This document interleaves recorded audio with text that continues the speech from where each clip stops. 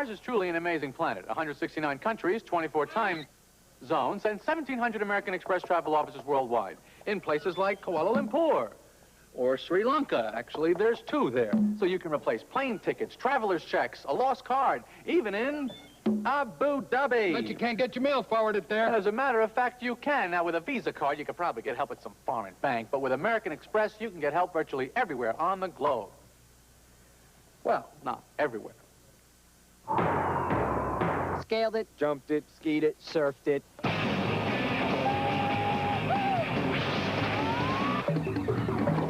Rode it, dove it, flew it, crashed it.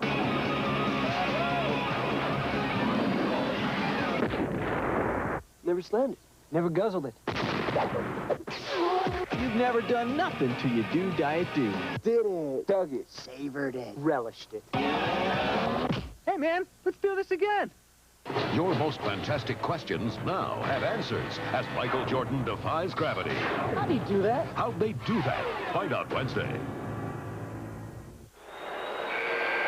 Calbert Cheaney is on the line, and barring some fouls, without the clock running, Indiana is going to advance. Cheaney with 22 points on the game. Xavier with a tremendous effort. This is Indiana's closest NCAA tournament victory in 6 years. Pointer with the layup at the buzzer. Indiana made the free throws down the stretch. And the final score, Indiana advances to the Sweet 16, beating Xavier, and they played mightily today. Final score, Indiana 73 and Xavier 70.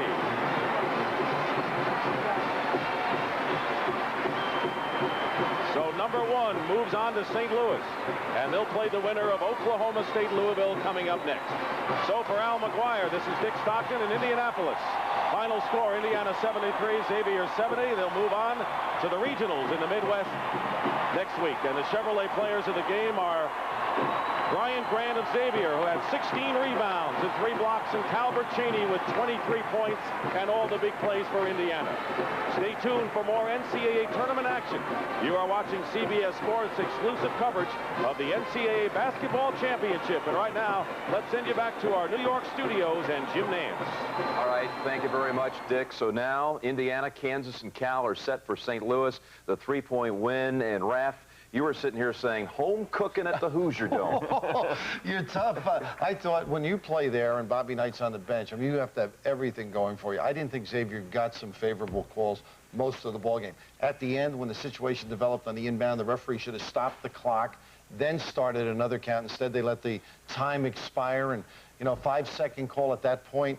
The referees may have ended up in a silo. You're not allowed to play on your home floor during the tournament, but is it really fair, Indiana, getting to play at the Hoosier Dome, Mike? Well, when you listen to that crowd, 35,000 strong for Indiana, it is very tough for anybody to go in there and get a call or win a game. But the 1 seed in the Midwest advances now with that victory. Now, the next set of games, 4 ways we'll split it. Most of you will see Wake against Iowa. Others will watch Oklahoma State, Louisville. The winner of that game, in fact, will get Indiana in the next round. New Mexico State and Cincinnati Southern against George Washington, which will be tipping in about 12 minutes. And we'll be continuing here on the road to the Final Four. Syracuse is the site we're headed. Virginia leading by 14 with 2 minutes to go.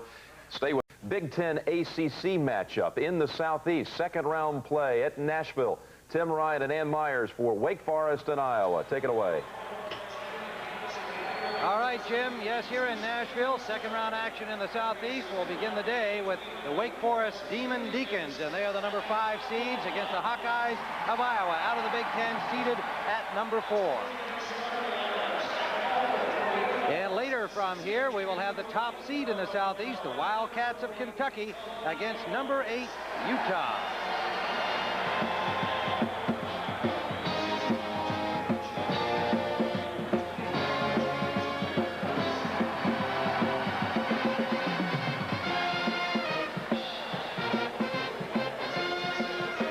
Everyone. everyone. I'm Jim Ryan here on the campus of Vanderbilt University Memorial Gymnasium for the second round action here from Nashville. You know, number 4 seeded Iowa has now gone 10-5 since the tragic death of their star forward, Chris Street, back on January 19th. And while Coach Tom Davis declines to use his memory as a motivating factor for his team, the players themselves have said they want to do well for their very popular and much-loved teammate, Chris Street.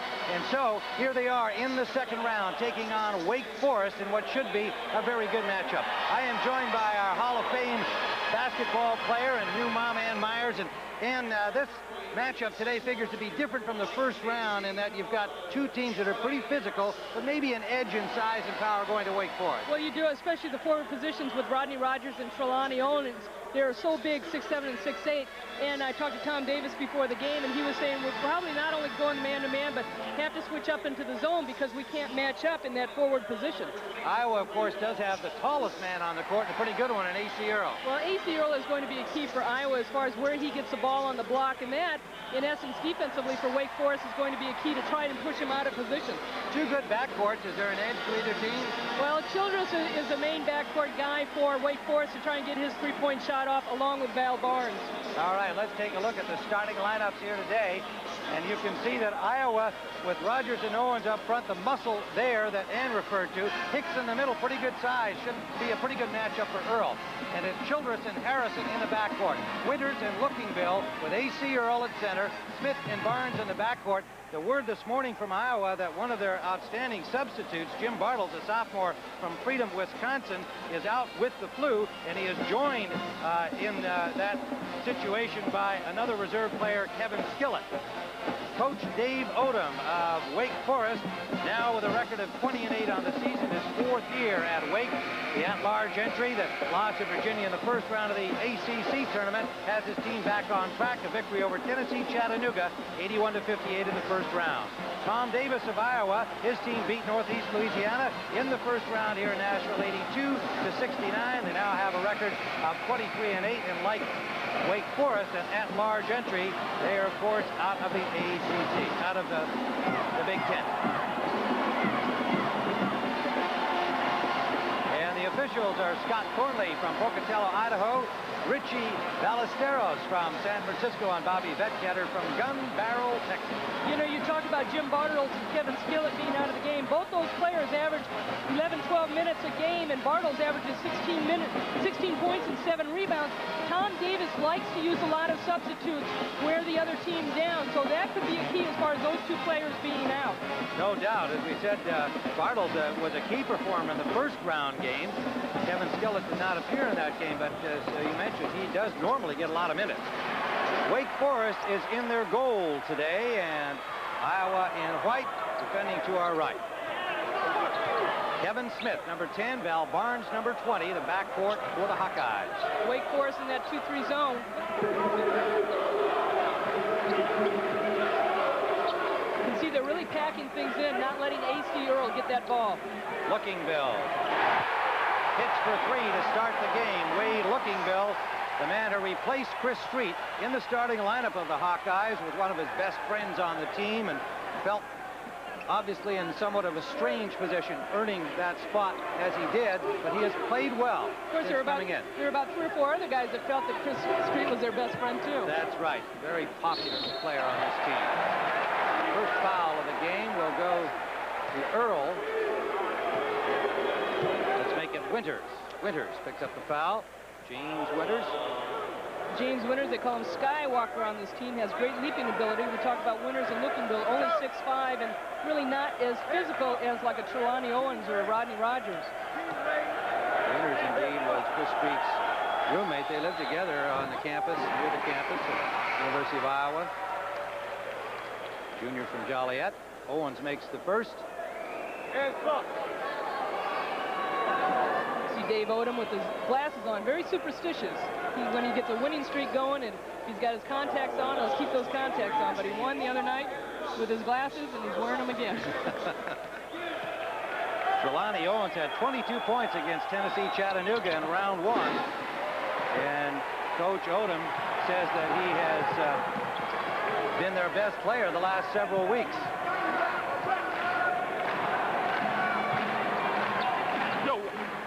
The women's scores, 81-65, Colorado advancing. Stanford, #1 seed in their region, advanced, as did Western Kentucky, along with the men's team, of course. Good zone by Wake Forest. They're really sagging in again.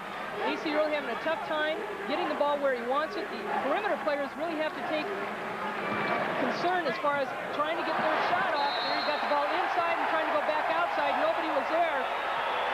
The defense by Wake Forest is not real aggressive, and so Iowa just has to take their time and look for the open pass. 3-2 Iowa lead, early going here in Nashville.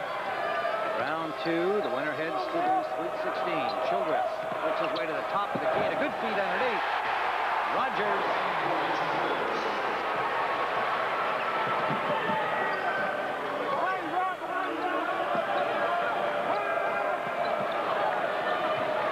Wake Forest lead.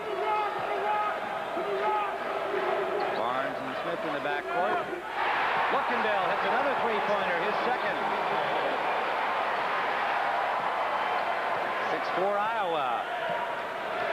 Well, you have to see as the game goes along whether Luckendale is going to continue to hit that shot and see Wake Forest come out on him, and whether Iowa can pass around the perimeter and get other players open.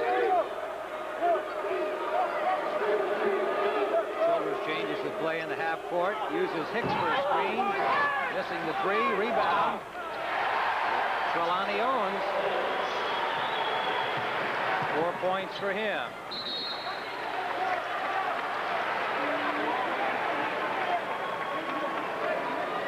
We are tied at 6 with 17:29 to go in the first half here at Nashville. This is second round action in the Southeast region. Tim Ryan with Ann Myers. And the first substitution of the game made by the Hawkeyes. It is Russ Millard, the freshman from Cedar Rapids, Iowa. He joins Kevin Smith, Val Barnes, AC Earl, and James Woodard. The 6 points for Iowa have all been from the outside. Wake Forest, I should say 9 points now on the third three-pointer, but Wake Forest is really sagging in, taking away the inside game of AC Earl. And on the other hand, Wake Forest has been very patient on offense. They've gotten the ball inside on some of the penetration. Iowa started out in the zone, and now they switch up into a man. Val Barnes hitting that three-pointer, the senior from Wichita. 9-6 Iowa lead. Two tough teams from two tough conferences. And Hicks hits a jumper. That's a big bucket by Derek Hicks, 6'9" senior, because a lot of teams have given him that free throw shot, 15-footer, because he has not, in the last few games, been hitting his shot, and that's a big bucket as far as confidence-wise for him. Hicks averaging 5-5 a game coming into the tournament. In the opener against Tennessee Chattanooga, he was most effective on the boards with 16 rebounds.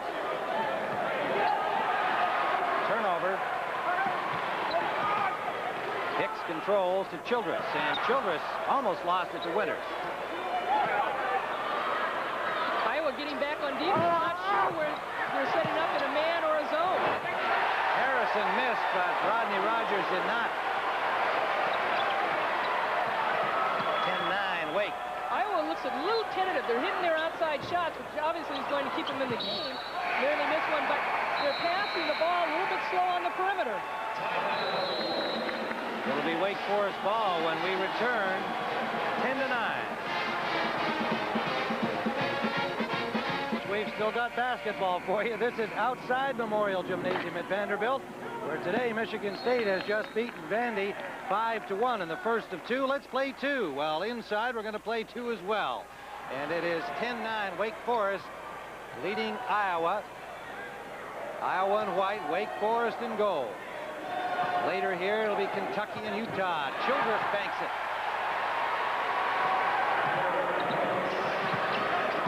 Wake Forest looks very patient on that offense, breaking that half-court press by Iowa. They have not rushed any shots whatsoever. Nice pass inside. AC Earl got triple teamed, and Luckendale was all by himself. Luckendale off well here in the early going for Iowa. 15:09 to go first half. 12-11 Demon Deacon lead. Rogers outside and now feeds it off to Childress, and they'll set up the half court. court. Rogers going down deep. Tempo has been very slow for both teams. Just kind of a chess match. They're just feeling each other out. Harrison tries a lob. It's batted away by Lookingbill. Both pretty content to play in that half-court game. Lookingbill, good move underneath. A feed for Kenyon Murray, but they fail to convert, and the Deacons come away.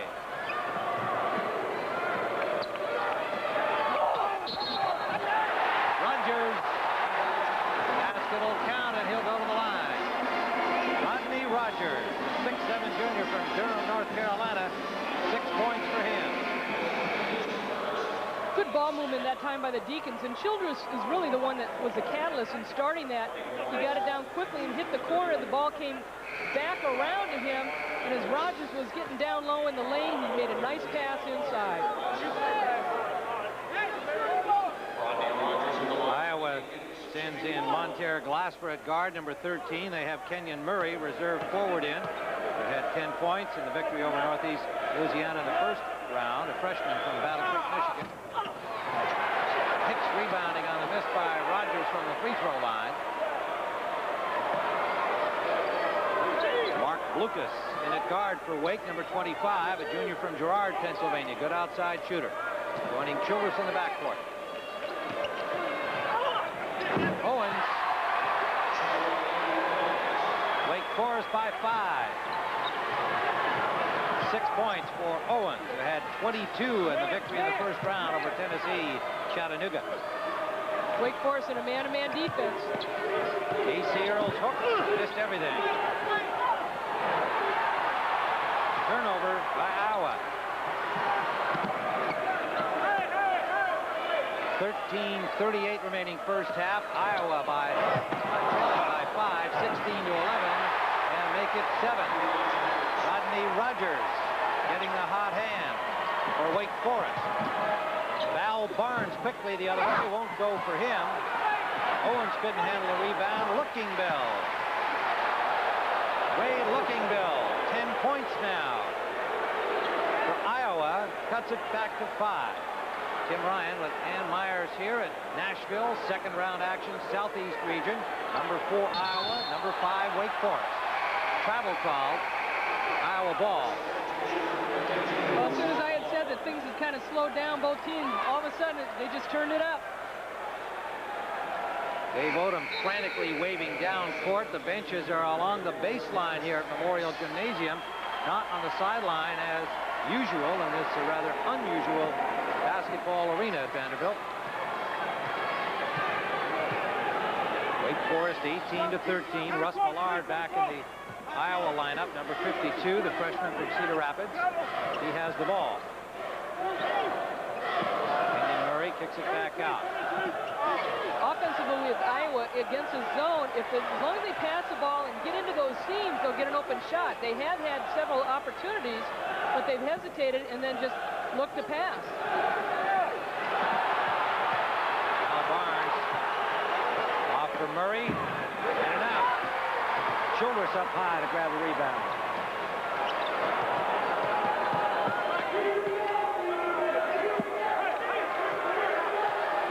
Wake Forest has been very patient on offense.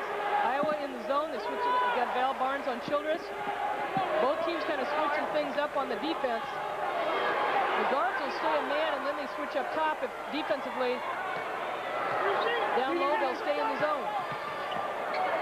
Childress back out for Lucas. Lucas can't get a shot. Lucas had the room, drives, and he's fouled.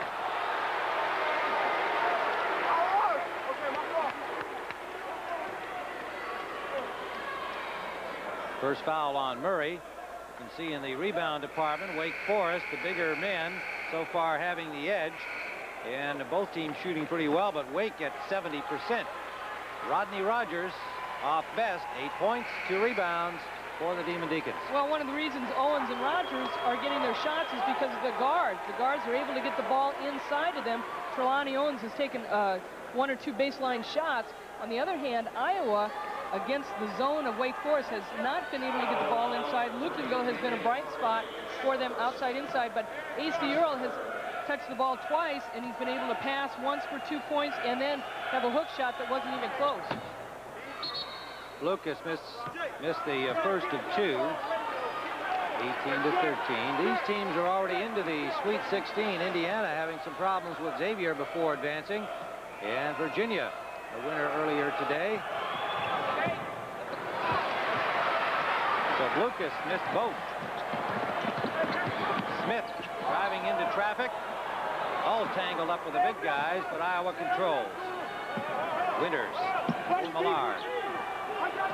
Well, Iowa is coming off a season-high 25 turnovers against Northeast Louisiana, so you would think that Tom Davis has talked to his team about really taking care of the basketball.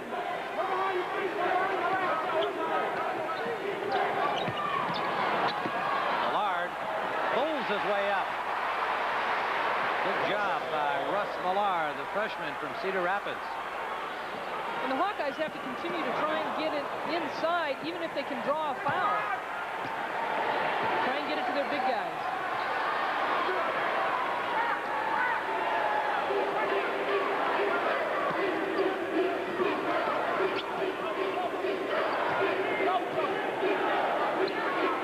Ollie Harrison, the transfer from Georgetown, here in backcourt. Lucas misses. Good follow. Hicks. That time the Hawkeyes really sagged on defense. They challenged Childress to take that shot, but Iowa has to do a better job blocking out Wake Forest. Wake Forest has really attacked the offensive boards. Deacons by 5. Iowa trying to get into their half-court set. Webb in the middle, and he hits from the lane. Jay Webb, 6'8" senior from San Jose. That's a nice pass inside by Winters to the high post. Iowa has not used that high post as of yet, and that was the first time. Webb giving Earl a rest. Wake Forest so far out-rebounding Iowa, and they lead the nation in rebounding, the Hawkeyes do, with an 11.3 margin. Iowa averages 43.5 rebounds to Wake Forest's 38 rebounds. So Iowa just has been kind of passive. I mean, they're concentrating on defense, obviously, but then they need to block out. Rodney Rogers for 3. He'll hurt you from everywhere. 11 points. He shot the 3 this year. He's now at 23 of 62.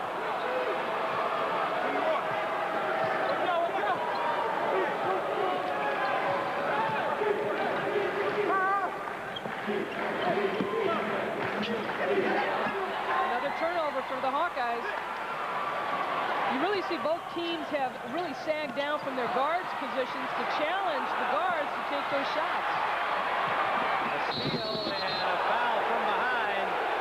It could have been an intentional call there. Winters driven out with a push. Well, Tom Davis definitely wants intentional because of the aggressiveness of the foul. But because Winters was going up to dunk the ball, you can see Hicks coming from behind, and the ball's there, but you see his left hand, he just grabs him and kind of gives him a shove, and that's where the intentional should be fouled. Even though a guy's going for the ball, you've got to look at the aggressiveness of the foul. 23-17. You saw the early score in that Oklahoma State game. You understand they have a power problem in Indianapolis in that region.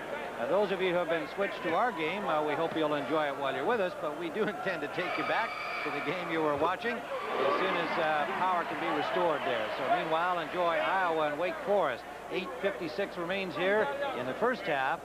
Wake up 23-18. Winters on the line for Iowa. Make it 23-19. 8:56 left to play first half.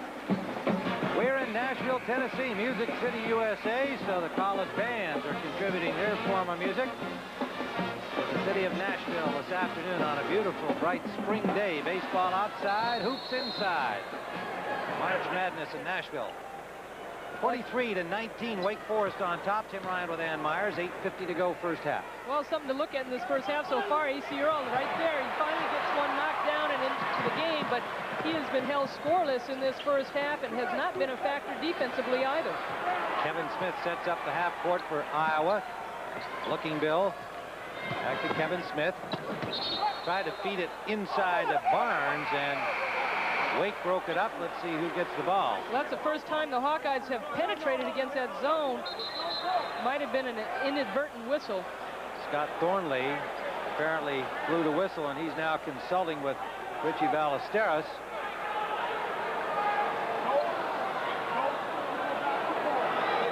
And this is where it's really hard for the coaches to see Tom Davis standing down on one end. And usually in other arenas where the coaches are right there, they can go to the middle of the floor and find out what the official's doing or calling. And these coaches are kind of in the fog right now, except Dave Odom, because it's down at their end. And well, Odom's got the advantage right now because Tom is taking a long walk from the other end of the court. Now, this is Memorial Gymnasium in Vanderbilt. Davis got all the way down to the official scorer's bench where he is right now. His team's got the ball, but I think he wants to know what's going on. Absolutely. It's a road trip to get there. I think he had to make a plane change. Well, we know Dave Odom got his run in today, and Tom Davis just got his walk in. Well, this was an unusual spot. 14,600 fans crammed in here. We're down below the level of the court. We need periscopes to call a game from here. It was originally built as a concert stage and a basketball floor back in 1960, and they just added on seating over the years to this present capacity. Well, the coaches just want to know what's going on. That's however long they have to walk to find out. We did not get any kind of positive result here. We're in no position to get information either. No, that's for sure. We'd have to send a carrier pigeon.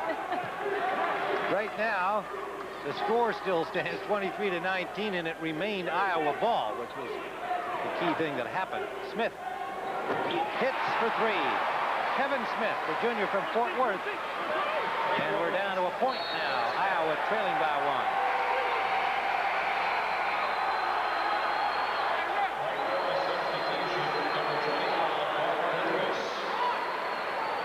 Wade looking, Bill, right on the ball. Good aggressive play, trying to get his team up defensively.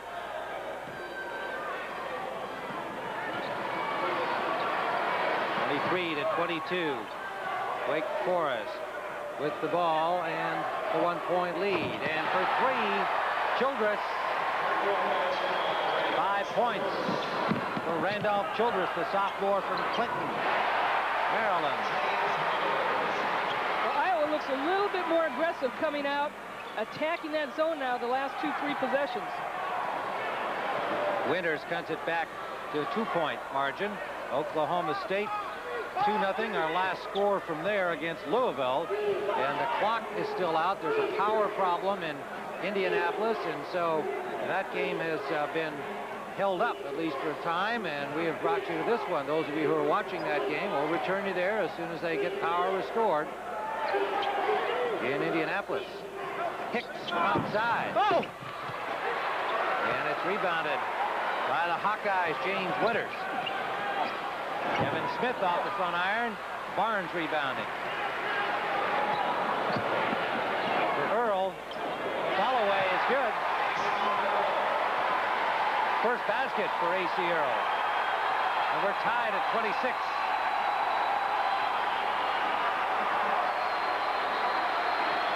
Pressing down the floor on that inbound. Both teams have been pretty patient in the half-court game, but when they've gotten the running going, both teams have taken advantage of that because the defense has not been able to get back and adjust to where the offense is running at them.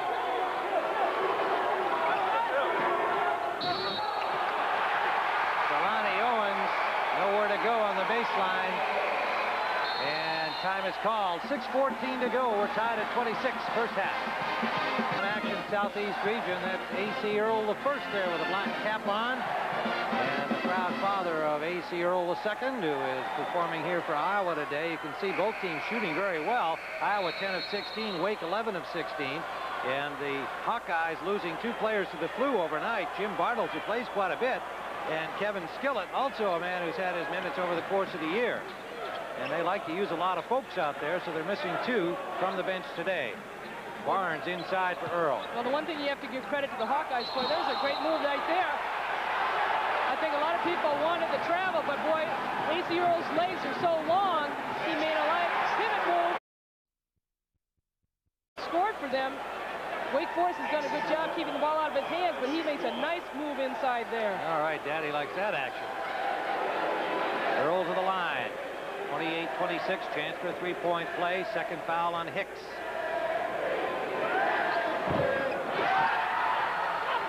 Lucas rebounding for Wake.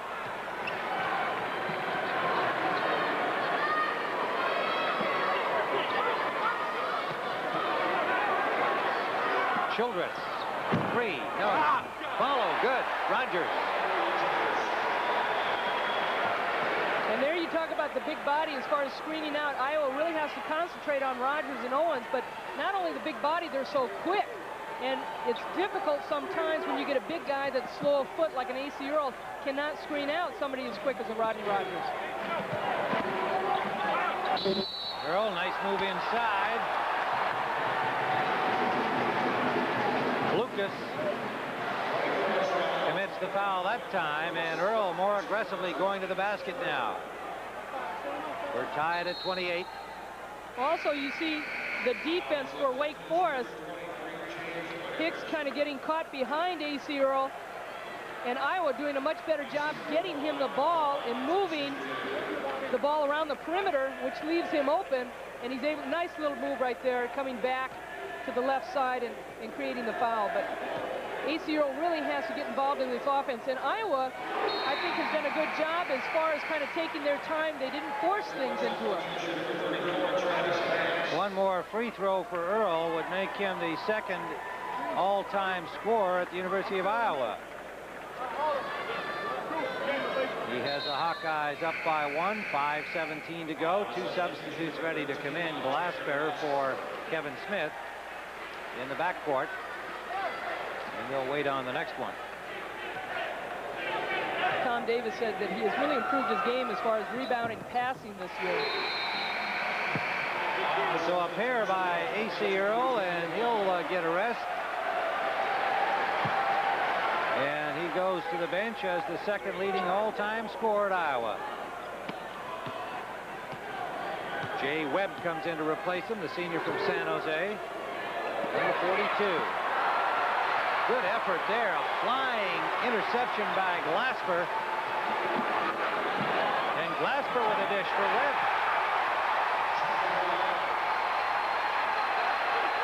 Iowa bench comes alive. 32-28, Hawkeyes by 4. Monteer Glasper with a great steal, and the defense creates the offense for Iowa. Childress and Lucas, the backcourt for Wake. Banks in the lineup at forward with Owens and Rogers.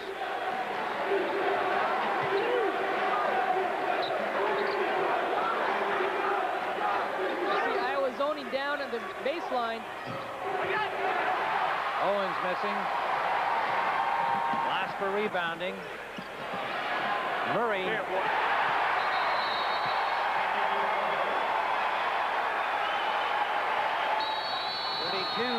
34-28, Iowa. Timeout called, 4:13 to go in the first half. And watch Glasper fly in here and make that interception. Walk around the country. First in Tucson. About a minute to go in the first half. A 10-point lead for George Washington in this game, Bill Raftery. GW putting Southern on the line. Mike, they only have 33 shots, a long way to go to get 93. But bench scoring for GW, very important. Evans with 10 points early on. So we saw the 3 up the lead to 13. Now, New Mexico State and Cincinnati playing in East Region action at Syracuse.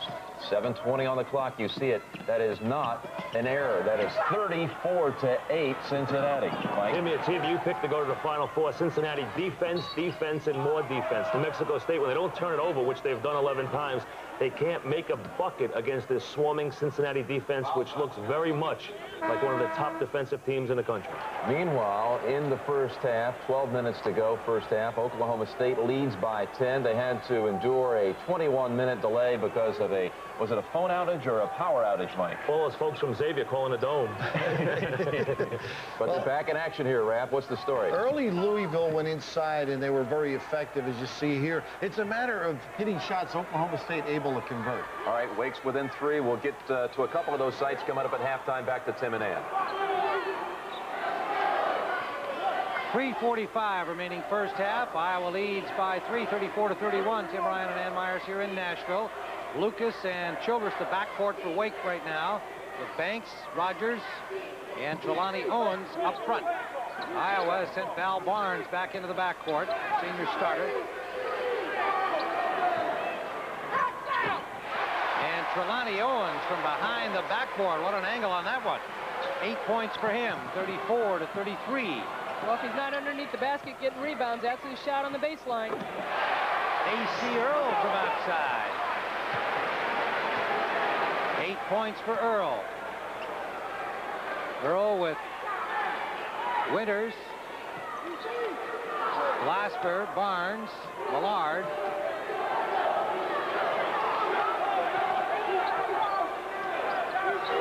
See the zone defense by the Hawkeyes. Up top, they'll play a man-to-man defense. Down in the baseline, they play a zone.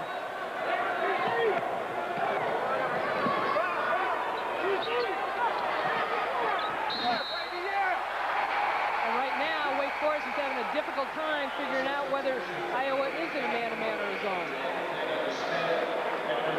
Wake turns it over. 3-point Iowa lead, 7 turnovers for Wake Forest in this first half with 2:34 to go. Smith in for Glasper. Glasper really did a good job as far as picking up the defense for the Hawkeyes. And Lookingbill back in it forward, number 34, the senior from Fort Dodge, Iowa. Hit 2 3-pointers to get Iowa off well in this first half.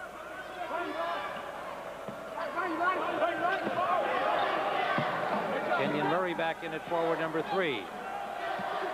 Murray with it on the baseline.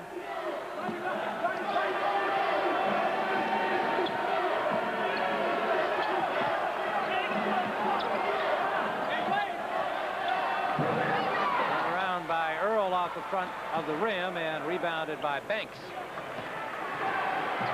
Coming up on Prudential Securities at the half, Jim Nance, Bill Raftery, and Mike Francesa will all be there, and we'll also take a look in live at this contest. Oklahoma State leading Louisville 19-11 in the first half. Eddie Sutton, Denny Crum. There's a coaching matchup. Childress to the glass. 1 point Iowa lead.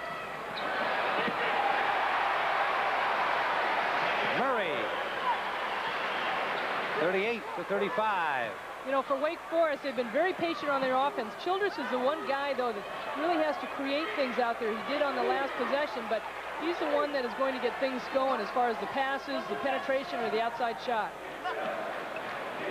Rodney Rogers deep in the corner, elected not to shoot. Lucas and Childress the backcourt.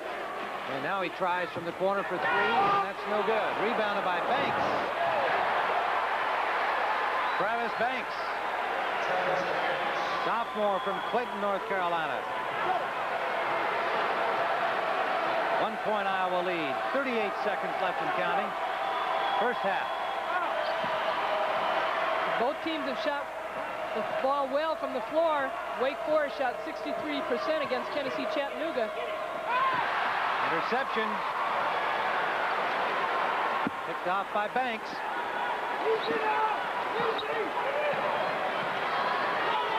15 seconds left. You know, the one thing that's really impressed me in the first half with both these teams in the half-court game, how patient they've been. Rogers missing, Lookingbill rebounding, and the prayer goes up from Barnes, and we have a tight tilt. Zeros are up. Iowa 38, Wake Forest 37. CBS Sports exclusive coverage of the NCAA Basketball Championship continues after this message and a word from your local station. CBS Sports exclusive coverage we earn is your trust. All right, Raph and Mike, it's a one-point game at halftime. Iowa leading 38-37. We're going to look in at some action now elsewhere. First, we're headed to the Hoosier Dome, where Oklahoma State leads by 8 over Louisville. And back to Dick Stockton and Al McGuire on the microphones with a look at this game. Just under 9 minutes to go in the first half. It's been Oklahoma State all the way. Here is James Brewer. On the other side, Hopgood, who's just come in the game. And another shot for Louisville. Troy Smith couldn't get the ball up, and now Oklahoma State coming down with leading by 8. So they're matching big bodies out there now. You got Bennett and Reeves for Oklahoma State, and Hopgood and Rozier. Rozier now on the bench. Brewer on the steal. Numbers are right. Morton should score. 2-on-1, but he couldn't control. Dwayne Morton couldn't control, and he's telling Brewer the pass wasn't just right. Nah, Brewer, that was a good pass. The bounce pass was the right pass in that situation. Wow. Cincinnati 41 over New Mexico State's 9. You know what that means, Dick? Is that their pressure is turning over New Mexico State. And when they start turning you over, they continue like a barracuda. They need the lights to go out in that building. Yeah, it's not all their offense, so the defense probably created at least half of that. Morton trying to scoop his way in. Looked like he walked a country mile that time. Oklahoma State committing the foul. And it'll be against Collins, who's come in, Terry Collins. So let's check who's in there now. Dwayne Morton will be on the free throw line. He's got James Brewer, Troy Smith, Brian Hopgood, and Greg Minor. 2 shots for Dwayne Morton. Leading scorer at 16.6 points a game for Louisville. He's a junior and leads the nation in 3-point field goal. Eddie doesn't have deep rotation, so you got 3 of the starters sitting out right now, trying to give them 2 or 3 minutes rest. They'll be back in before the 6-minute mark. Both free throws, so Scott Sutton, Terry Collins, and Von Bennett from the bench in there now. Full court pressure by Louisville. Thompson and Reeves, the only starters in there for the black-shirted Cowboys. I would keep a lot of pressure because you got subs in there and the tendency to turn them over. And they're going to call a foul against Von Bennett away from the ball. For Oklahoma State, that'll be their 15th foul. They don't want this game to become a sumo wrestling match. And the last 2 called turnovers were called on off screens. Otherwise, you're going to have sumo wrestling. Which should only be in Japan, right? I think that's the country. 7th turnover by Oklahoma State. So Oklahoma State leading 21-15. The winner of this game advancing to St. Louis to the Midwest Regional to play Indiana in the next game. An amazing score in Syracuse. Cincinnati and New Mexico State. 3:29 to go in the first half. And the Aggies still have not reached double figures. Cincinnati, the 2 seed in the East, so strong looking here today. Southern and George Washington. George Washington scored the first 10 points of the game, and they now lead by 10 at halftime. They're about to start the second half, in fact. Now, earlier today, Indiana won by 3 over Xavier. Many of you saw that game. Al McGuire raised a controversy at the end of that contest when a no call was made on a possible 5-second violation that would have given Xavier the basketball back with a chance to tie it. Take me through it, Raph. Well, what happened? Damon Bailey, using great judgment, understanding of the game, takes his time to pick the basketball up and go out of bounds. But the judgment of the official, and this is strictly a judgment call, as the shot is nailed to get it to 3, Xavier with a chance if they should steal the ball or get a violation. Bailey looks up, nice pace, steps out of bounds. The official out of bounds is about to start a count and then stop. And this is where the problem arises. They get down and Al's pretty close, almost 7 seconds in his count until you release the basketball. But Bailey, with great understanding of the game, was able to maybe cheat a little bit on the clock and help Indiana. Great the way you illustrated that, where he looked up at the clock. And in fact, after the game, Damon Bailey was asked about that situation at the press conference. Listen to what Damon Bailey had to say about that situation. You know, you do have a little time that you can go get the ball, and it just so happened that the ball did, you know, go out to the free throw line or about the top of the key, and, you know, that was something that was fortunate for us. You know, I went out and got it and came back and took it out, and, you know, like I said, I did take my time, but it was something that, you know, we were aware that they didn't have any timeouts. So chalk it up as a smart play, brilliant play by Damon Bailey. 30 wins now for Indiana on this season for the first time since 1987 when they won the championship in New Orleans. Terrific play by Bailey, and I thought Indiana had trouble getting into its offense. The movement wasn't there the second half. One thing I'm noticing, though, when you go through these rounds, Indiana, Seton Hall yesterday, these other teams that you don't see that much during the season, Xavier or West Kentucky, very quick. They give them a big problem with their quickness. Speed is a problem, but Indiana is so tough with their screens and defensively taking you out of what you want to do, and that wins championships. That speed and quickness, that's what Cincinnati is all about. All right, the game you're watching at the half, it's 38-37 Iowa. And coming into the day, the two experts here circled this one as one that was destined for a close finish. I'm glad we were right for a change. Experts, thank you. First time, Iowa's press is something I think that concern for Wake, but two great players, Rodney Rogers and the Duke of Earl. Ooh, fine performer down on the box. Waiting for you to reach down for that one. Give you a little pop. Easy. All right, we'll continue here on CBS On the Road to the Final Four. Stay with us, everybody. CBS Sports presents Prudential Securities at the Half. Sponsored by Prudential Securities. The most important thing we earn is your trust. Yeah, I looked at the BMW and the Lexus. And? I drove this. The power, the handling, the control. It was incredible. Really? It's got leather, ABS, dual airbags. It's even supercharged. I could have spent a lot more on the BMW or the Lexus. But why? What is this? 1, 2, 3, 4. Welcome back to Nashville, Tennessee, Music City, USA. And the bands are playing here at halftime. We're about ready to go with a 1-point Iowa lead. Over Wake Forest, Tim Ryan with Ann Myers here at Memorial Gymnasium, Vanderbilt University. And a well-played first half. Both teams shooting well from the floor. It's as tight as we expected. Do you get any feel for a trend here for the second half? Well, nobody's really set the tempo. I mean, it's been a slow pace, and we've seen a couple bursts. But I tell you, both teams are shooting the ball so well that the big thing that I see is the rebounds. Wake Forest with 13 and Iowa with 7. So there has not been much rebounding because of how well both teams have shot. Tom Davis continues to use his substitutes very well, even though he is missing two of them today with the flu, Jim Bartles and Kevin Skillett. As you can see, both teams shooting well. 65% for Iowa, 64% for Wake Forest. No complaints from the coaches there. And rebounds, an interesting story, because Wake Forest out-rebounding Iowa, the top team in the country in that department. And at the moment, Rodney Rogers with 13 for Wake Forest.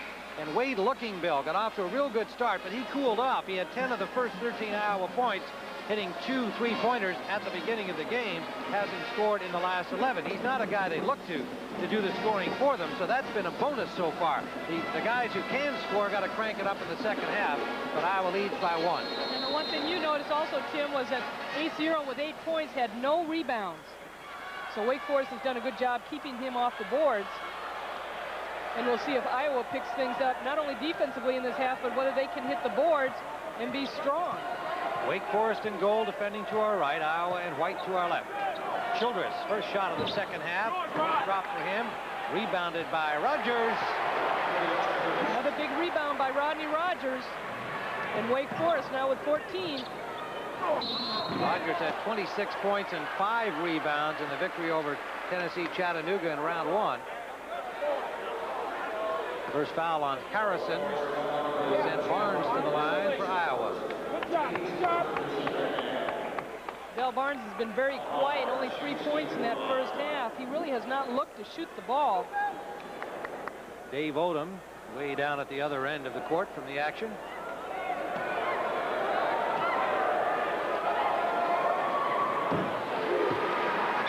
Barnes hits the first. Here we'll see on the other end, you see how Rodney Rogers uses that big body to really get A.C. Earl out of position to get that rebound. A.C. Earl's working hard to get position, but then he's got to go up and get the ball. 1, 2, 3. Wondering about the hair on the back of A.C.'s neck. He has the name Street inscribed, literally shaved into his hairline. It's his personal tribute to his late teammate, Chris Street. Well, you look at Iowa, kind of a sympathetic favorite as far as Chris Street dying.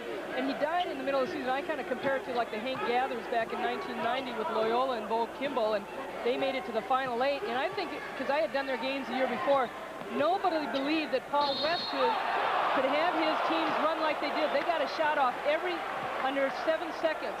And nobody in the country believed that they could play like that. And I really think they could have gone to the Final Four if they had not played Las Vegas. Las Vegas ended up winning the national championship that year. But Hank Gathers was such an emotional thing, and that was towards the end of the season when he collapsed and died. Well, these are young men, of course, and there is a lot of emotion involved when you've got college kids, in effect, playing in the NCAA tournament, and fans and teammates alike remember Chris Street. Rogers fouled by Looking Bill, and Rogers misses the first of his free throw tries. Rogers a 71% shooter from the line, and Wake just 2 of 6 so far. And you know, there's also a comparison to Tim as far as both players, Hank Gathers and Chris Street. They were such charismatic people. Everybody loved them. They were so sweet to all their friends and anybody they met on the street. Looking Bill trying to drill it in there to Winters, who couldn't hold it. We're tied at 40. Turnover goes to Wake Forest. Charlie Harrison, transfer from Georgetown, a junior, working the backcourt. And a foul away from the ball. Winters. James Winters really getting caught behind defensively that time and not be able to make up. He's starting to pick up his 3rd personal. And that's a key, because Winters is a good defensive player, and he's one of their big rebounders. He just cannot afford to get frustrated. He's going to come out of the game right now with Murray coming into the game.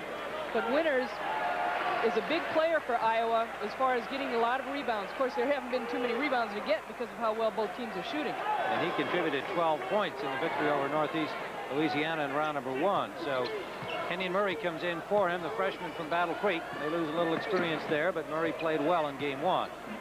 Murray also a big jumper, just like Winters. Good move by Childress. Lookinville got caught the first time, left his feet, and then was behind defensively, and you think he would have stayed on his feet. Instead, Childress, a smart player, saw Lookinville go up in the air, and he created the bump. And that's three on Lookinville. And that's the second jump. Lookinville just should have stayed on the ground. All he had to do was reach, and he knew he made the mistake.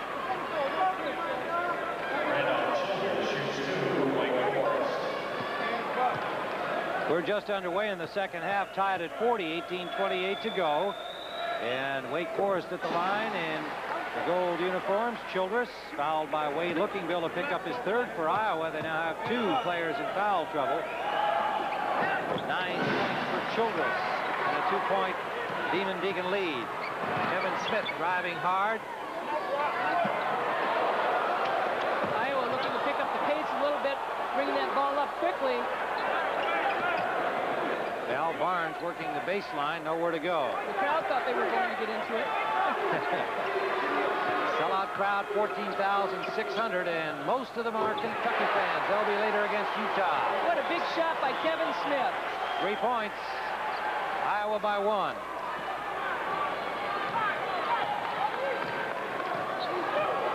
Kevin Smith has been very solid at that point position for the Hawkeyes.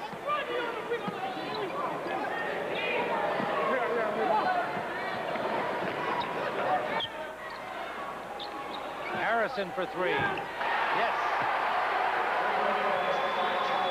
Charlie Harrison, the junior from Washington, D.C.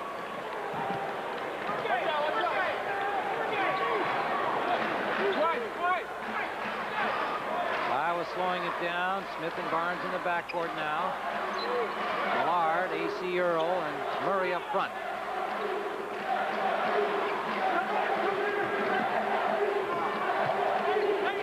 Pass inside Earl. He's got it.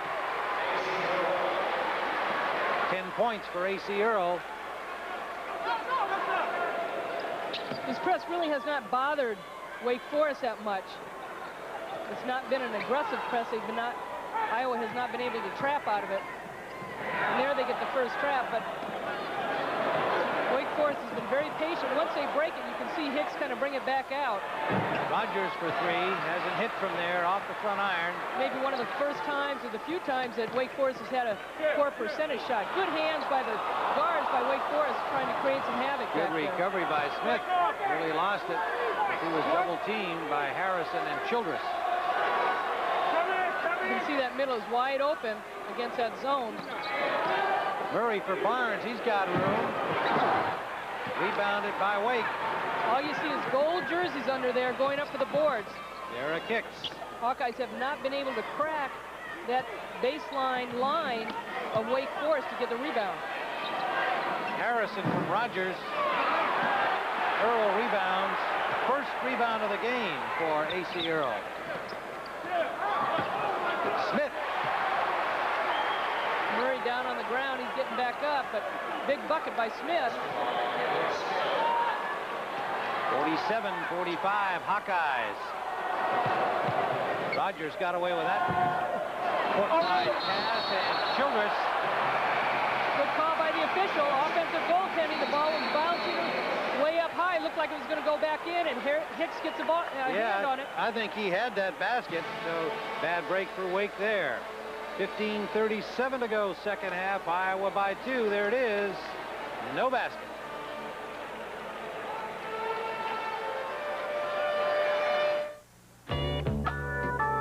Why can't van doors swing open instead of slide? Why do minivans handle like trucks? Why can't they feel more like a car? This is what the engineers at Mazda wondered when they designed the MPV. Because when you ask better questions, you tend to come up with better answers. Why does your door do that? The Mazda MPV. It just feels right.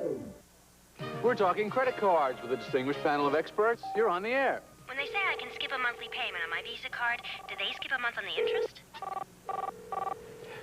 I don't think so. Decatur, Illinois. Yeah, I've got a Visa card, and I think I'm still paying for a meal I ate in 1988. That's called revolving debt. May I suggest the American Express card? No interest, no revolving debt. Reno, you're on the air. Yeah, who's the guy in the metal hat? That's Ed from accounting. Ed, telephone. If there's a problem getting your 800 calls, AT&T guarantees to reroute them within 5 minutes to another phone, even if it's in your home. Hello, Sam Salmon. In Nome, it's one of the 800 reasons to choose AT&T 800 service, the best in the business. There is a sound you can hear on the new Riviera. It's the sound of German being spoken by those who converge on Ocean Drive. In your town, America, and the world. Beck's, the #1 imported German beer.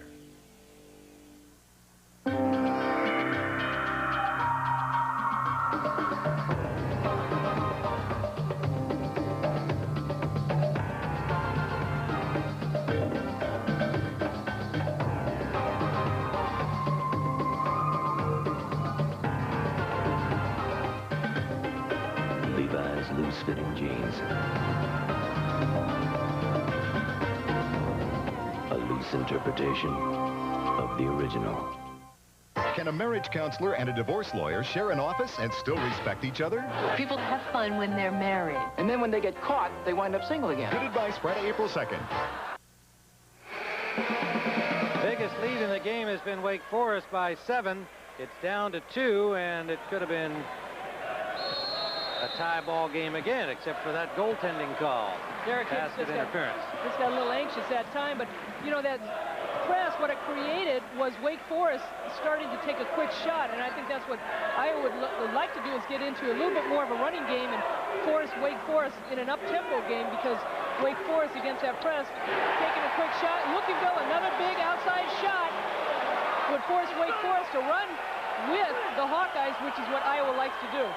13 points for Lookingville.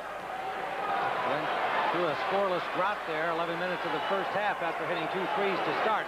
50-45, Hawkeyes by 5.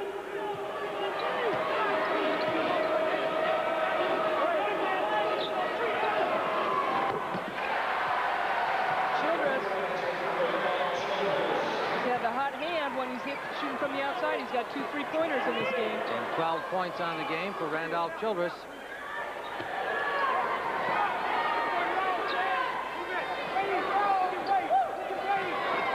back in it forward. Turnover. Childress the feed for Rogers. Crashing the boards with Winters and Webb. And this is going to be a tough call. It's going to be on James Winters instead of Jay Webb. Jay Webb should have gone right in and said, oh, it's my foul, because Winters is going to pick up his 4th personal. It could have gone either way, and if Webb was smart, he would have helped his teammate out. But the starter, Winters, is going to get the foul, but a great break situation for Wake Forest and dishing it off to Rodney Rogers down the middle. Winters goes out with 4 fouls, and Val Barnes returns for Iowa. And if you're wondering what the ruckus is inside here, it's the arrival of the Utah Utes. Coming into their warm-up uniforms, identifiable in red, and as we told you earlier, the bulk of this crowd, Kentucky Wildcat fans. As many as 12,000 the estimates are. Good job of securing the tickets by the Wildcat fans. They only started with 250, and they've got about 12,000. 14:25 remains here in the second half. Iowa 50-49, and Rogers with a chance to tie it up for Wake Forest from the free throw line. Well, Iowa had defensively picked things up, got a couple rebounds, with some quick shots. And Iowa, if they can get their running game going, but again, take good shot selections. Looking Bill, trying for 3. Webb on the rebound, and he's fouled. The ball will not drop for him. And that's the quickest shot that Iowa has had all game. They've come down. Lookingville has hit 3-pointers for the Hawkeyes. He's got 3 3-pointers in this game. That one he just comes up short. But an offensive rebound for the Hawkeyes, and Iowa has gotten beat, which is a big surprise on the boards. Derek Hicks picks up his 3rd. 14:15 to go. Hicks in foul trouble. They don't have a true substitute for him. They would go with Banks, a 6'6" sophomore forward. So we'll be watching that closely. Right now, the teams continue to shoot well. Iowa up to 66%. And utilizing their bench as they do every game, that has been a factor. 52-49. Iowa pressing deep now. Well, you saw the uniforms, what team is in what color. Wake Forest is in gold. They were 6-0 at one point. They're 6-2 in their gold uniforms. They have 4 uniforms. Great pass by Childress, who's done a super job getting the ball inside to Rodney Rogers, and you're not going to stop that. Rogers, 19 points. He had 26 in the first round against Tennessee Chattanooga. But Wake Forest.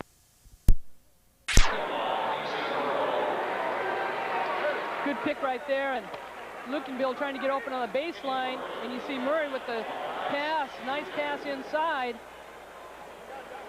A little bit of body right there, but it was a good exchange as far as setting picks down there to open up Murray for that pass. And Murray hits.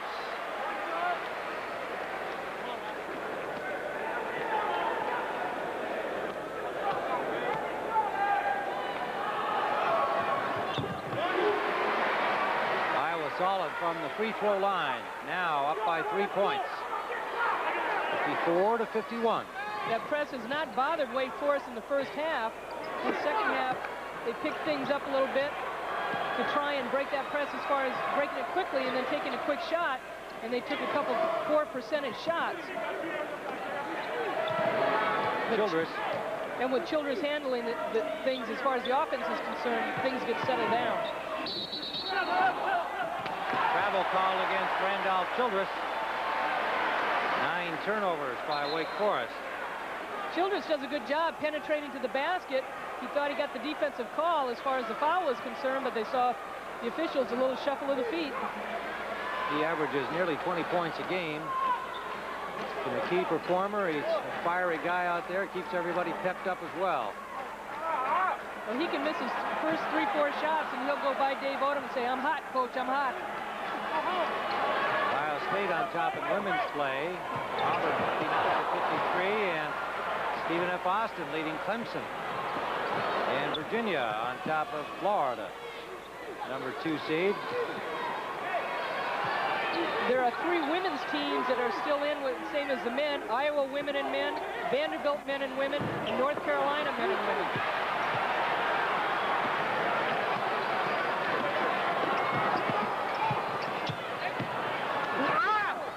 That's a tough shot in there by Murray. He had 3 trees on him. Thought he was going to kick it back out.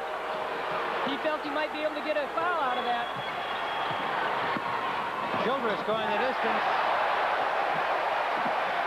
What a great play by Randolph Childress. Defense was not back, and he just took it to A.C. Earl, the leading shot blocker in the Big Ten. 14 points for Childress. Iowa by 1. Glasper and Barnes in the backcourt now for Iowa. And that's been the big advantage when Iowa has missed him. The Demon Deacons have been able to get the rebound and kick the ball out, whether they get a fast break, but at least they can set up in their half-court game, and that has hurt Iowa. They have not hit the boards. Earl, bounce pass for Lookingbill, and he connects. Lookingbill, 15 points now. His career high is 18 against Minnesota this year. 56-53 Hawkeye lead. 11:20 to go.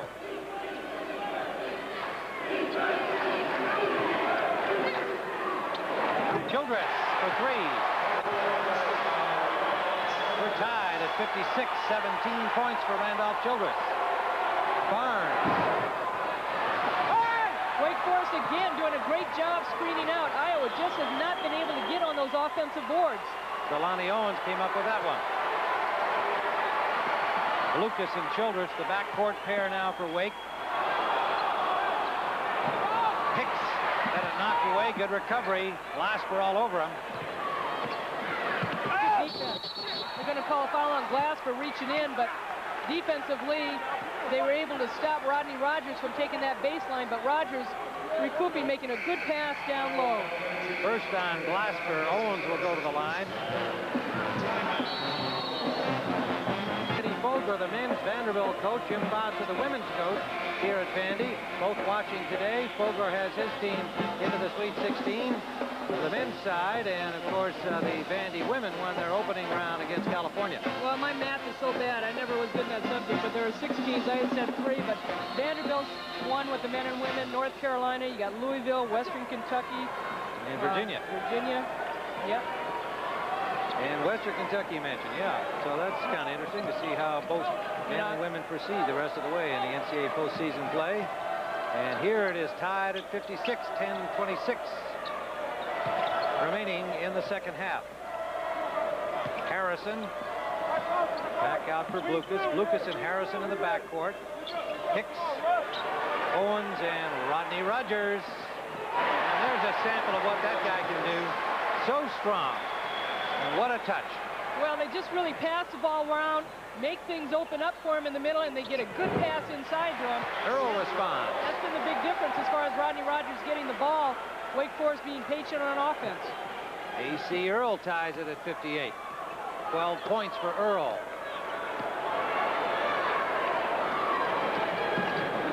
Rogers at 21 points and 5 rebounds. Earl 12 points, only 2 rebounds to this point. You know, he won't be blank the rest of the way. Trelawney Owens, a 4-point lead for Wake. Well, that was a hard shot. There's an offensive rebound by Winters. A great putback, one of the few offensive rebounds that the Hawkeyes have had, and James Winters with 4 fouls has to stay aggressive. The 6'5" junior is a workhorse underneath. They call him Skywalker. They're not able to, here it's a one-on-one situation to try and screen him out, and the ball falls to him, basically, and he gets fouled in good concentration, putting the ball back in. We're tied at 60. Winters goes to the line. One shot. And you talk about A.C. Earl as far as his point production right now. There's a rebound by him. But there's a lot of NBA scouts and general managers in this crowd today to see what kind of center A.C. Earl is.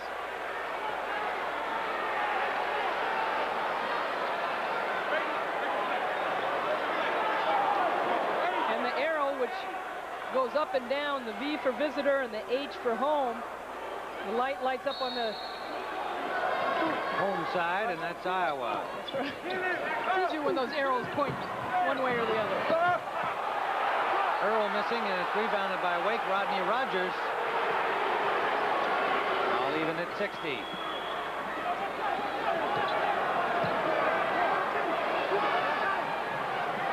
Wake Forest with those second chance points have taken advantage. But the game's tied. And that's good for 3. Childress, 20 points for Randolph Childress over his average. AC Earl feels he's been getting hit on the arm on those shots. He's just got to keep taking it back up. Got his own rebound, and a good effort there over Owens. Where's the foul? Daddy wants an extra point tacked down to that one. Well, you know the officials can't hear that. 63 to 62, Wake Forest. A steal by Millard. Smith kicks it back outside. Bank won't drop for Barnes, and Rogers comes away. 2-on-2 for Childress, and it's tipped away by Barnes. That was the first series of Iowa attacking the offensive boards, even though Wake Forest comes away with it.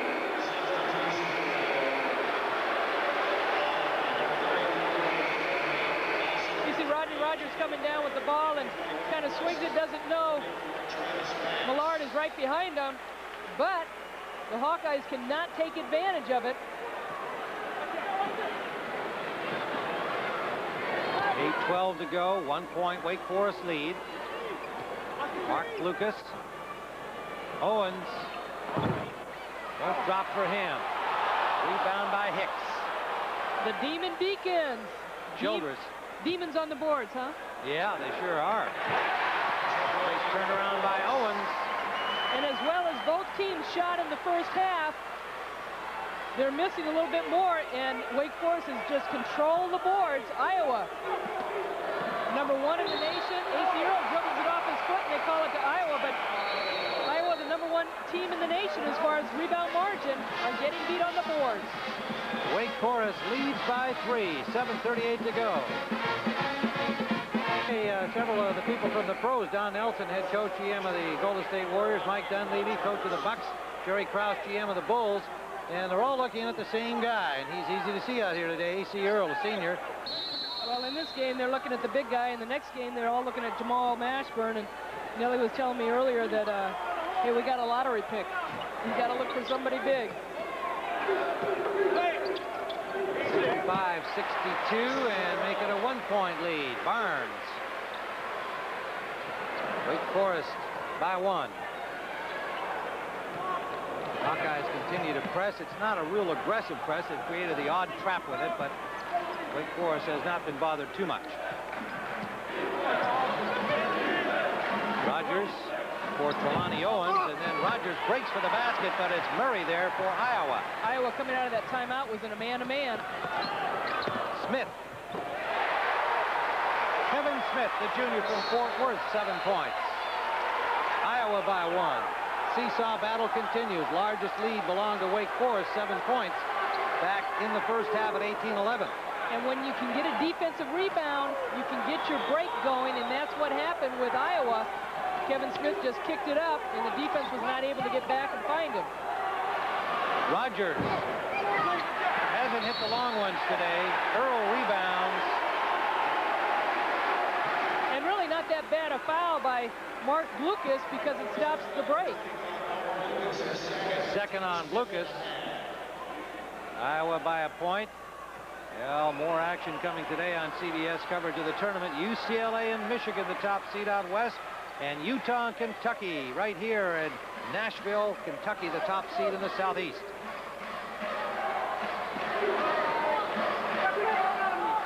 Iowa by 1.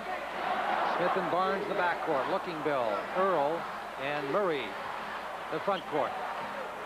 Iowa really looking to get that ball inside to Earl, and then he gets double-teamed, and they kick it back out. Barnes fouled just as he let the shot go. Third on Lucas, Mark Lucas. Iowa has gone through spurts as far as their offense is concerned. They just kind of pass the ball around the perimeter, not real quick, and then all of a sudden they pick things up and kick it into second or third gear. And the passes are a little quicker, and then they attack the defense a little bit better. Harrison Banks lead. Wake Forest. Hicks returns. He's played a solid game for Wake. In the backcourt, we'll have Childress and Harrison again. Barnes from the line for Iowa.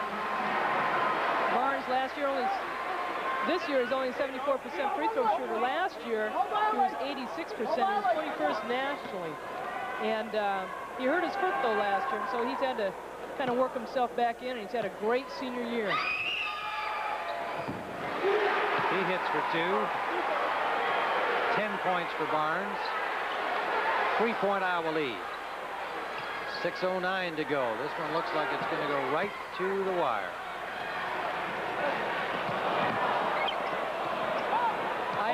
Iowa trapped in that front court that time off the man-to-man rather than the zone, and they really had to hustle back on defense. Charlie Harrison owns to Rogers, and Rogers left-hands it up. Well, A.C. Earl may not have touched Rodney Rogers, but what a great bounce pass inside to Rogers, and Rogers, people forget that he's left-handed. 23 points. And he really uses his body well. Here he goes down, gets that pass, and look at him come back around the basket, and he's going to have a chance to go to the line, but A.C. Early is very surprised that that foul was called, but you have to look at the angle how Rodney Rogers went in, and for most people, they're going to perceive that a foul was called, or was made, and they did call it. So a chance for a 3-point play, and a chance to tie.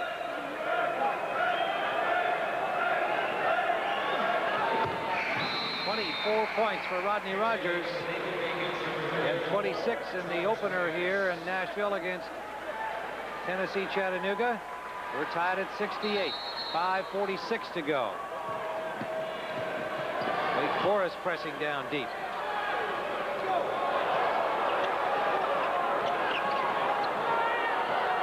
Barnes trapped.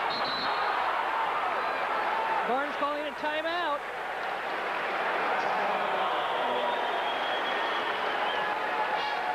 And so with 5:35 to go in the second half, we are tied, the number 4 and 5 seeds in the Southeast. In Paris, France. You're looking at Tom Davis, coach of Iowa. Tim Ryan with Ann Myers here. We see that Iowa's closed the rebound margin, and both teams continue to shoot well. Iowa 25 of 43, Wake 27 of 43. And we have 5:24 to go, tied at 68. Smith and Barnes in the backcourt for Iowa. Earl, Lookingbill, and Banks.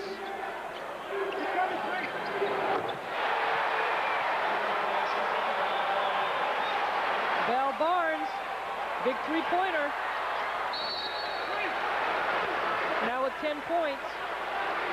And that's the thing that's going to open things up for A.C. Earl as far as the outside shooting here defensively. Iowa knocking the ball away, it goes out of bounds, but they came out with one big steal earlier in that first half. Childress, Rogers, Harrison, Owens, and Hicks. Neither team has gotten rattled when they've gotten down. Wake with their original starting 5 on. They've made only 13 substitutions to 32 by Iowa. Rogers forcing it up, foul before the ball went up. Well, Lookingbill trying to draw the charge, and a lot of times you can get it on the big guy because their shoulders have a tendency to look like they're just driving right into you, and all Rodney Rogers is doing is making a turn, and you could almost make a no call and just let the play go. But they end up calling a 4 fouls on foul. Lookingbill, and he has to leave.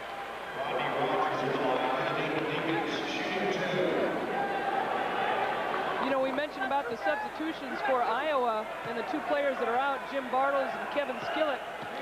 And Bartles, a 3-point shooter for Iowa, averages 16 points and 7 rebounds. And they may have missed him a little bit in this game to open up that inside game for the Hawkeyes. And Lookingbill leaves with 15 points, and he's been hitting three-pointers today. Who's not normally their outside shooter. Rogers made the first. Can draw Wake back to within one. And he does. 4:39 to go. Hawkeyes by one.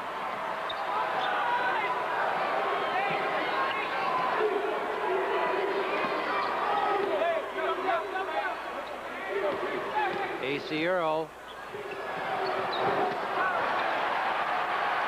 A.C. Earl very frustrated inside, trying to create something for himself, and then got caught up in the air instead of kicking it back outside.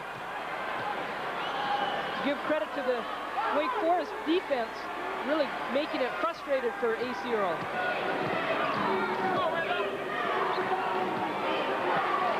Relani Owens. Wake Forest, the boards. That has hurt Iowa in this game. A full miss by Charlie Harrison, and a turnover to Iowa.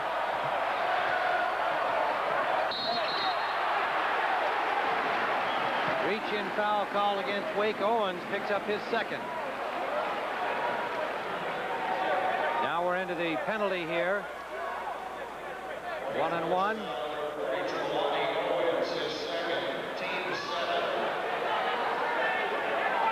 Murray at the line.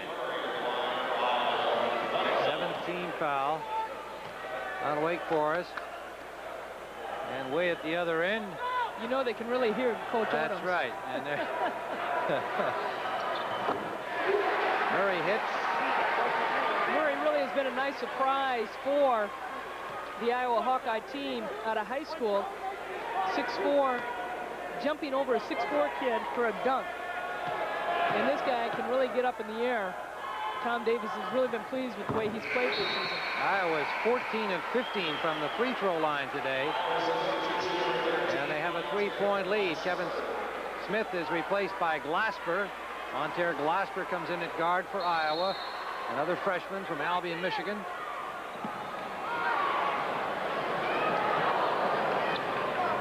Kind of a dangerous pass right there.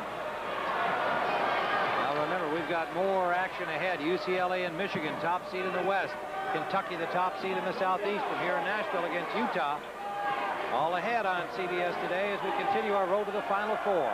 3-point Iowa lead, 3:26 to go. Rogers finally gets the long-range bomb. 29 points for Rodney Rogers. Tied at 73.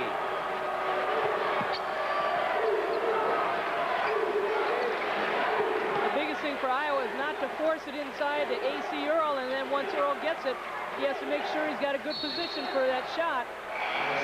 Iowa with two freshmen on the floor in this crucial situation. Confidence shown by Tom Davis, their coach. And right now, Winters and Lookingbill both with 4, and Lookingbill was up to come back in, and he is in the lineup. He'll inbound it. And those are the two forwards for Iowa. Lookingbill not able to get it in, calling a timeout. So 2:59 remains. We're tied at 73, number 4 and number 5 in the Southeast. I hear you. Vanderbilt University's Memorial Gymnasium tied at 73, 2:59 to go. And Iowa with just one timeout remaining, having to take that one, unable to inbound the ball. And Barnes hits a big one. Val Barnes, the senior. 75-73, 15 points for Barnes. He's come alive. To He's go. come alive in the second half. All 13 are in the second half. 10 lead changes, 7 ties in this game so far. Biggest lead was 7 by Wake early on. Driving is Rogers.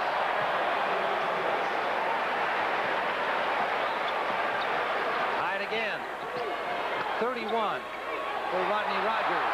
Turnover, huge.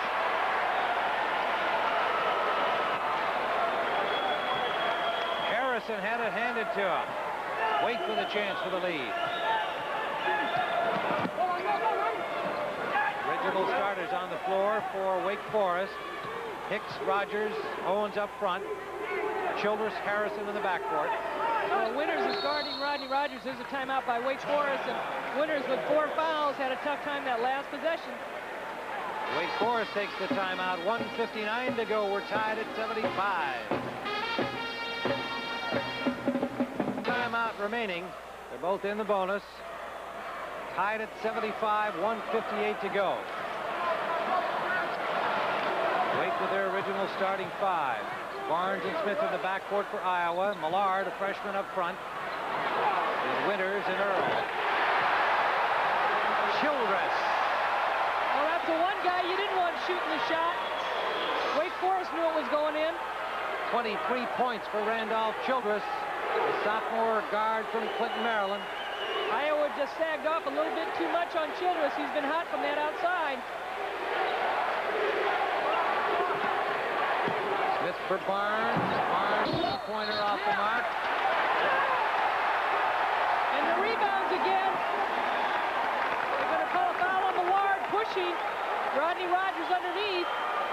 Val Barnes missed that shot, but the bread and butter all year long has been the rebounds for the Iowa Hawkeyes.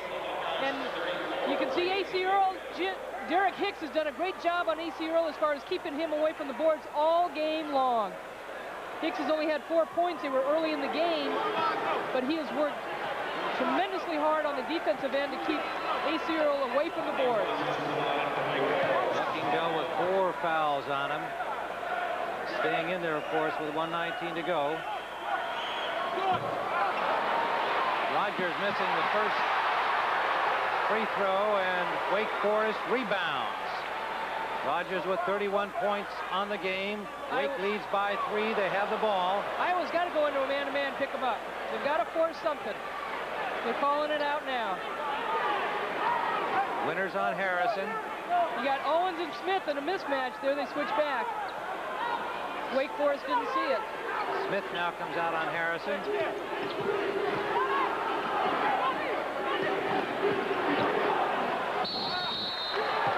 Rogers fouled on the way up. A.C. Earl shaking his head again. But what happens with the left-handed shooter, Rodney Rogers on that right baseline coming back, and his shot is right on the defensive player. So he's got a chance for another 2 shots this time. Second foul on Earl. Shooting foul. Rogers with 2. Winters goes out. Murray comes in. The baseline move right there. Earl's got his hands on him, but see, he's going to come out, and Rodney Rogers is the one that jumped right into A.C. Earl. And Earl's like, I can't believe it. But once the defensive player goes up in the air, majority of the time the official's going to call it on that defense. Rogers gets the first of 2. 4-point lead, Wake Forest. Rogers with 32 points. He's got a career-high 35 against Duke.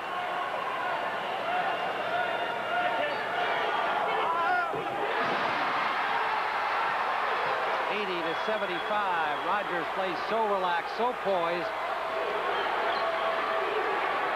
Looking Bill. Find the range. 2 Wake Forest players are there. Owens and Harrison. Well, Looking Bill knew he had to foul. Childress is just talking back to us like, I don't know what he's saying.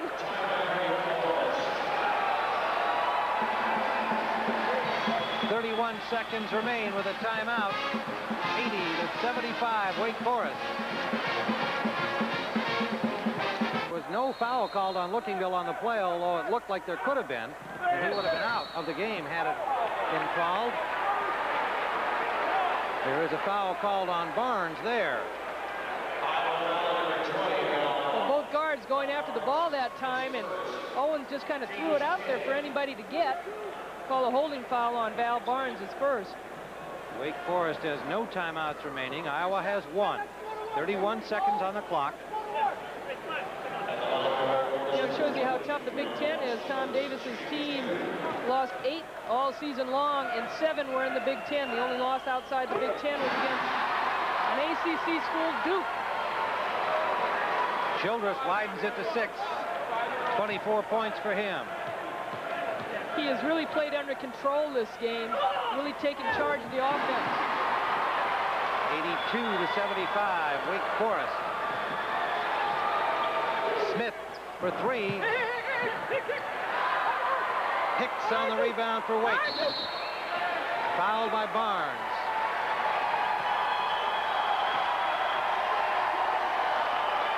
Wake Forest, their 11th NCAA appearance, their third straight. Last year lost to Louisville in the first round. Well, you're And happy. right now they've got a good chance to move to the Sweet 16. You're happy for Wake Forest, and there's a team that will not forget Chris Street and what he has meant to the University of Iowa, the state of Iowa, and to this country.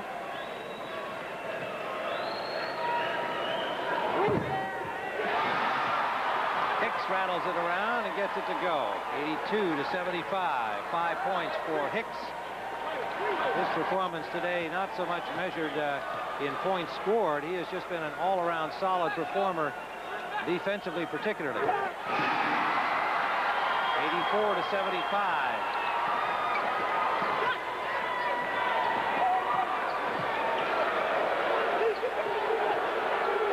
Smith for three.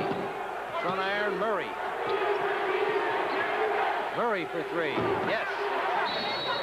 4 seconds remain. 6-point lead for Wake Forest. And they'll have the ball when we return. This isn't the camera you were talking about. I know. This is so sporty. I got a V6 Air automatic standard anti-lock brakes. Is it fun to drive? It's great. The control and the power. It's a lot more car than I thought I could afford. Ah, hot. It was $5,000 less than the Camry. Really? What is this? It's a Pontiac, the new Grand. Critics say is better than L.A. Law used to be. Jimmy getting shot is no coincidence. Picket fences, moving to Thursdays. Well, Wake Forest appears headed into the Sweet 16. Kentucky and Utah next. Here from Nashville, Wake Forest ball with the lead by 6. Iowa desperately pressing, and that's it. So the at-large Demon Deacons from Wake Forest moved to 21-8 and into the Sweet 16. And so our Chevrolet players of the game, Wade Lookingbill from Iowa, Rodney Rogers from Wake Forest, and Tim Ryan. For Ed Myers, I'm Tim Ryan, saying this has been an exclusive presentation of CBS Sports, home of the NCAA Basketball Championship. Let's go to Jim Nantz. All right, Tim, so 2 ACC teams headed to the Southeast Regional, Wake Forest and Florida State. 2 are also in the East, Carolina and Virginia. Now we pick up Oklahoma State and Louisville with Dick and Al.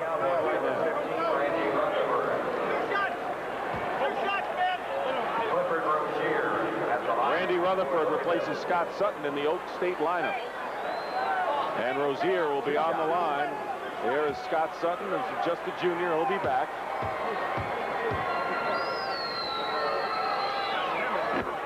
Rozier only 56% from the line, but he's 2 for 2 in this game. One of his biggest assets is his offensive rebounding. 13 points for Clifford Rozier, and Louisville, once down by 10,